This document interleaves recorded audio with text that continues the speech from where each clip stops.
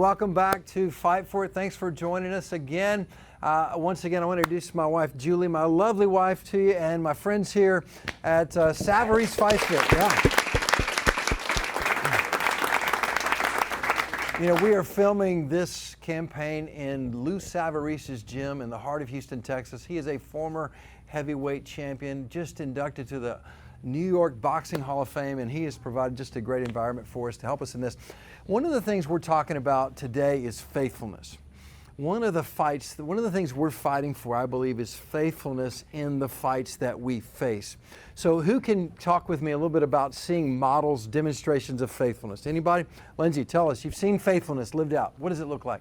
There is a couple in our church called the Tours, Dr. and Mrs. Tour, and they have hosted the college class in their home for roughly 20 years, and they have persevered and endured hospitality for a number of years, weekend and week out. Yeah. So they are a great model of faithfulness. Great, good. Amen. Thank you for that. Who else? Cheryl. When we came to Houston knowing no one as patients at MD Anderson Cancer Center, we met Karen Harrison, who opened her home, her life, and her heart to us.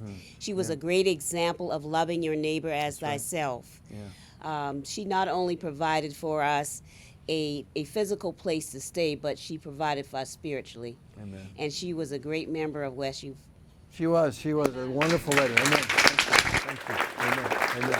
Amen. Let me throw it to Susie.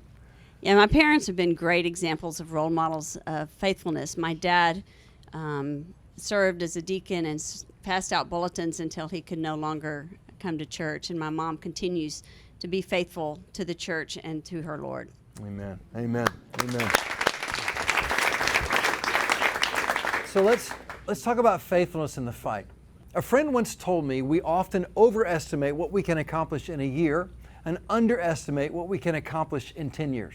This man has led companies at a very high level, and he's very wise. As I've watched people fight and fought some myself, I've noted that it always lasts longer and requires more of those in the fight than estimated. One of the things that drew me to the Ezra-Nehemiah story is that it's a rebuilding story.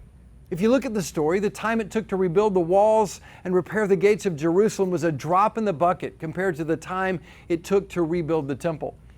The walls and gates took 52 days to complete, while the temple was constructed over the reign of 3 different Medo-Persian kings, taking 20 years to complete. Both the temple and the wall rebuilds encountered fierce opposition. So let's spend a moment talking about opposition. Opposition often starts with temptation. The Lord's enemies often come tempting us to compromise. If they can't get us to join them, then they use opposition and oppression to keep us from moving forward. As you fight to build your home, your city, your church, be on the lookout for the temptation to compromise. That's what we see in Ezra 4 as the Samaritans approach Zerubbabel and the other leaders and offer a partnership. But this would require compromising their convictions. Compromising our convictions may not feel like an entire change of course, but when we compromise our beliefs, we blend in and diminish what we stand for. Zerubbabel, Joshua, and the other elders were wise enough to know that to compromise and build with these others would have been a great waste of time and energy. It would not have the blessing of God. It would have had the blessing of man, but the Jews' motivation was the glory of God, not approval from their neighbors. When those who fight against us can't tempt us into compromise, they shift tactics and outwardly oppose us. This is what they did to Zerubbabel and the elders as they had mobilized the rebuilding of the temple. Those who opposed them created fear, discouragement, and frustration. Ezra 4:4-5 says, "Then the people of the land discouraged the people of Judah and made them afraid to build, and bribed counselors against them to frustrate their purpose all the days of Cyrus, king of Persia, even until the reign of Darius, king of Persia." The word afraid here carries with it the idea that fearful tactics would deter action. The word discouragement comes from 2 words that when put together convey the idea of lowering the person's hands and their power. The word frustrate here means to stop or thwart. This is what cancel culture looks like. Pressure tactics to cause one to stop, to be afraid to move forward, and to slow progress and lower influence. Not only did this pressure come in the rebuild of the temple in the book of Ezra, it also came in Nehemiah's efforts to rebuild the walls of Jerusalem. The fight story to rebuild the temple was a marathon. The fight to rebuild the walls of the gates of Jerusalem was a sprint. Nonetheless, it required a resolve to accomplish the task. It required a quality of faithfulness. How can you influence in such a way as to leave your part of God's kingdom, your part of the city, or your part of the church better than you found it?